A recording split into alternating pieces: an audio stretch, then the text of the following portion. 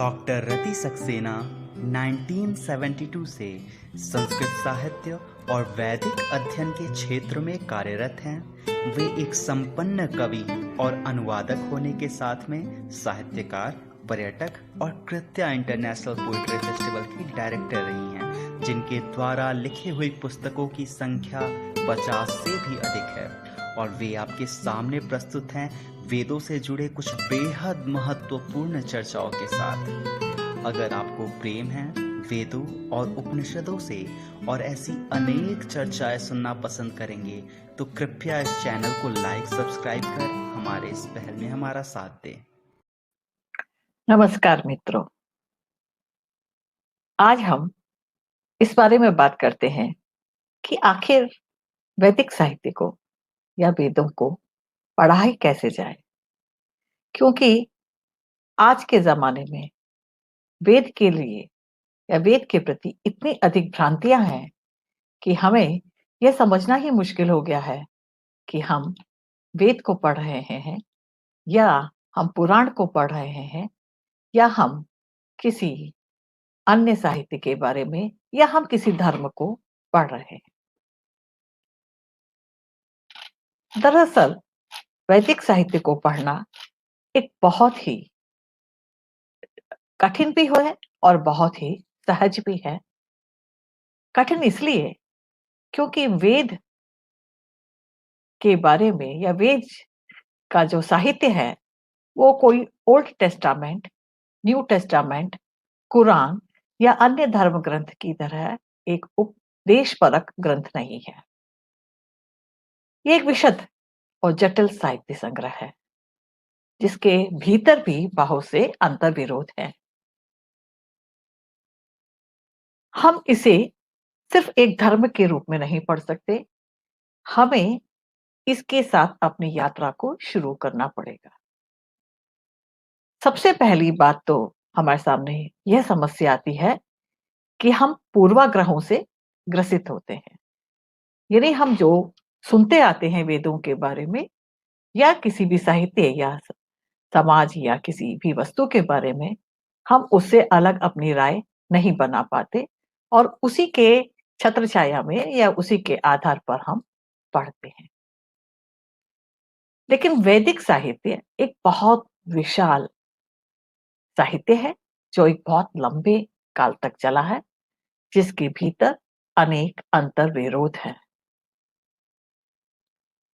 अब आप देखिए कि अगर हम वैदिक साहित्य को पढ़ते हैं तो हम देखते हैं, सुनते हैं कि इसके 4 भाग हैं: संहिताएं, ब्राह्मण ग्रंथ, आरण्यक और उपनिषद।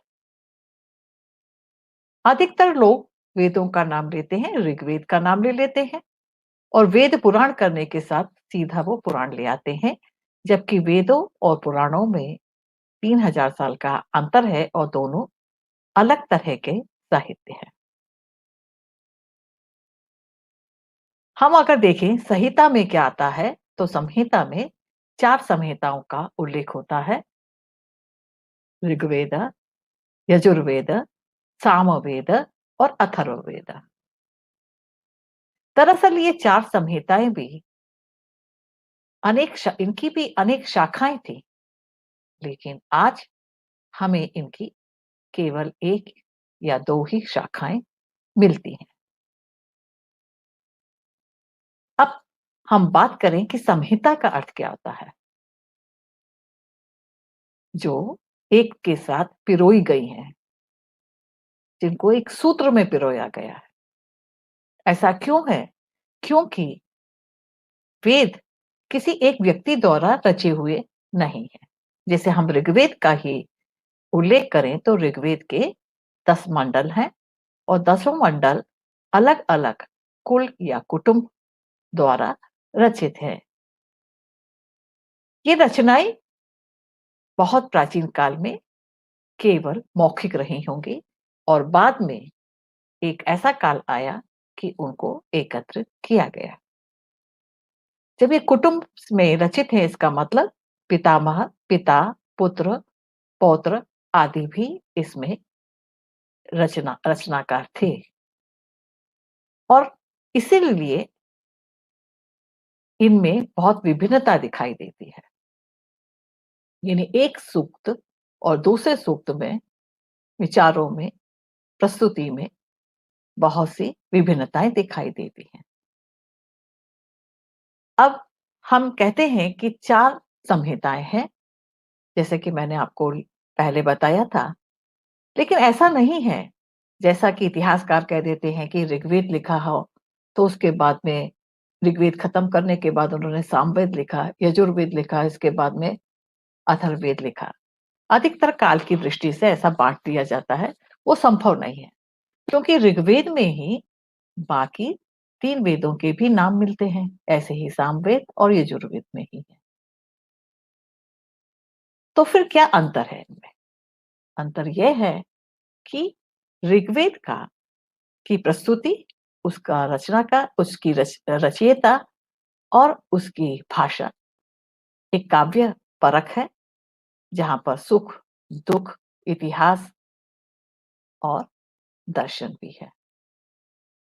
सामवेद उन ऋग्वैदिक ऋचाओं का सामगान या याज्ञ के समय उसकी गान रूप से प्रस्तुति को रेखांकित करते हैं, और यजुर्वेद जिसमें अधिकतर मंत्र ऋग्वेद के ही हैं, वहां पर याग की प्रस्तुति को प्रमुखता दी जाती है। अथर्ववेद काफी कुछ अलग है, लेकिन इसमें भी बहुत से मंत्र जैसे विवाह सूक्त और मृत्यु सूक्त ऋग्वेद से ही लिए गए हैं। लेकिन इसकी अपनी विशेषता है, जैसे इसका पृथ्वी सूक्त, इसकी दार्शनिकता, रोहित, प्राण, उच्छिष्ट, व्रात्य, जो अन्य कहीं नहीं मिलती है। साथ ही अथर्ववेद में हम आयुर्वेद संबंधी भी बहुत से विचार पाते हैं और बहुत से सूक्त देखते हैं। तो इसका मतलब ये हुआ कि ये एक व्यक्ति द्वारा रचित नहीं है, एक लंबे काल तक अनेक व्यक्तियों द्वारा, अनेक ऋषियों द्वारा रचित है।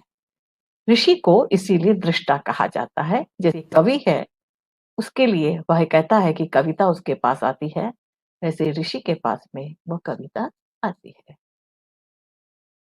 ऐसे ही जब जिस देव के बारे में, जिस शक्ति के बारे में या जिस विचार के बारे में बात की होती है उस सूक्त में, उसको देवता कहा जाता है।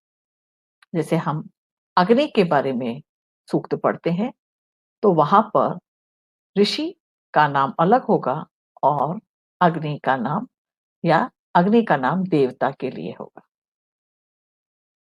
हर सूक्त में एक कोई ना कोई एक विशेष छंद होता है। छंद का बहुत महत्व रहा है उस काल में। यही नहीं, जो स्वर है उसका भी बहुत महत्व रहा है, जैसे उदात्त, अनुदात्त, स्वरित, जिसको हम आज भूलते जा रहे हैं। केवल पारंपरिक रूप से पढ़ाया जाता है, साहित्य कार्य या साहित्य के रूप से हम बोलते जा रहे हैं। तो छंद का भी बहुत महत्व रहता है और छंद का उल्लेख करना आवश्यक होता है। कभी-कभी एक सूक्त में अनेक छंद होते हैं। दूसरी बात हम ये समझना चाहिए कि ये कोई उपदेश नहीं है, इसमें बहुत से विषय हैं, तो जीवन की बहुत सी भावनाएं हैं। साथ में इनको संहिता के रूप में एकत्रित क्यों किया गया होगा?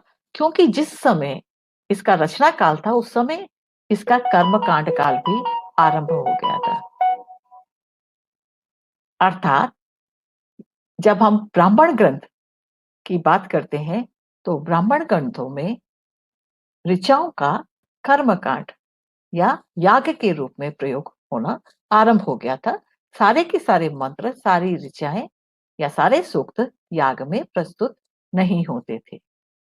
लेकिन ये ब्राह्मण ग्रंथ कई दृष्टियों से बहुत महत्वपूर्ण है और इनकी भाषा भी अलग है। और ये ब्राह्मण ग्रंथों में खास बात यह है कि इसमें ऋचाओं के उपयोग के साथ-साथ बहुत से वैज्ञानिक सूत्र भी हम देखते हैं। जैसे ईंटें कैसे बने, ईंटों से वेदी कैसे बने, वेदी में कितनी ईंटें लगी जाए, जैसे 108 ईंट है और उसको श्रेण आकृति का बनाना है, तो ये बहुत इसमें रेखा गणित की आवश्यकता होती है या गणित की आवश्यकता होती है कि उसके पंख वगैरह सबके लिए 108 ईंटों में ही आ जाए। ईंटों की लंबाई या चौड़ाई कितनी हो या किस तरह के पात्रों की आवश्यकता हो, कहाँ से तुरवाल खरीदी ली जाए या कैसे मिट्टी इकट्ठी की जाए जिनसे वो पात्र बने या किस स्थान पर इसका उपयोग हो, जैसे नदी के पास में या तालाब के पास में ये याग किया जाए। और साथ-साथ ज्योतिष भी यहाँ पर महत्वपूर्ण हो जाता है कि ऐसा ना हो कि यजमान या जिसके लिए यज्ञ हो रहा है, उसके जीवन में यानी उसके परिवार में कोई अपघटना होने वाली हो या वर्षा या अन्य ऐसे आंधी तूफान आने वाले हो जिससे उसमें विघ्न या बाधा हो। ब्राह्मण ग्रंथ बहुत उपयोगी होते हुए भी बहुत नकारे गए हैं साहित्यकारों द्वारा और यही नहीं दार्शनिकों ने भी नकारा, क्योंकि ब्राह्मण ग्रंथों में बहुत ज्यादा कर्मकांड आने से जो उसका दार्शनिक पक्ष था वो खत्म सा हो गया और इसीलिए आरण्यक की रचनाएं हुई। ये आरण्यक का मतलब ये था कि ऋषिगण जाएंगे अरण्यों में और वहां पर चिंतन करेंगे, जो उनका दर्शन की दृष्टि से उसको जानने की कोशिश करेंगे। ये एक बहुत महत्वपूर्ण था। लेकिन आरण्यक बहुत अधिक उपलब्ध नहीं होते हैं। कारण यह है कि उस समय जब ऋषिगण अरण्यों में चले जाते हैं, आरण्यकों में चले जाते हैं, तो वे उनकी शिष्य परंपरा भी टूट जाती है और उनसे सुनने या समझने वाले लोग कम हो जाते हैं। तो अंत में जो है वो दार्शनिक भावनाओं या वैचारिकता को प्रस्तुत करने के लिए उपनिषदों के निर्माण हुए थे। ये ऐसा नहीं था कि ये एक के बाद एक हुआ है, इसका काल भी आपस में काफ़ी जुड़ता है, यानी अलग-अलग जगह पर ये काम हो रहे थे। जैसे ये कहा जाता है कि शतपथ ब्राह्मण जो एक बहुत महत्वपूर्ण ब्राह्मण ग्रंथ है, उसका रचना काल और अथर्ववेद का रचना काल करीब-करीब एक सा है। उपनिषदें एक दृष्टि से कुछ वैज्ञानिक सोच रखती हैं। वैज्ञानिक का इसमें यह मतलब नहीं कि वह प्रयोगशालाओं में कुछ सोच रही हैं, बल्कि यह है कि यहाँ पर उस चिंतन को महत्व दिया जाने लगा कि जो बहुत शक्तियों से ऊपर और ब्रह्मांड से जुड़ी हुई बातों को बातों के बारे में सोचने के पर जोर दे रहा था कि यदि इस सृष्टि में बहुत सी शक्तियां हैं, तो उन शक्तियों को भी किसी न किसी ने तो बांधा होगा या ना किसी न किसी ने तो उनको अ, रचा होगा। एक बात ये सोचिए कि ये ऋचाएं आपस में अलग-अलग भी हैं, लेकिन अलग होते हुए भी कहीं न कहीं इनमें जुड़ाव होता है। हम इनको बहुत अलग तरीके से नहीं देख सकते हैं।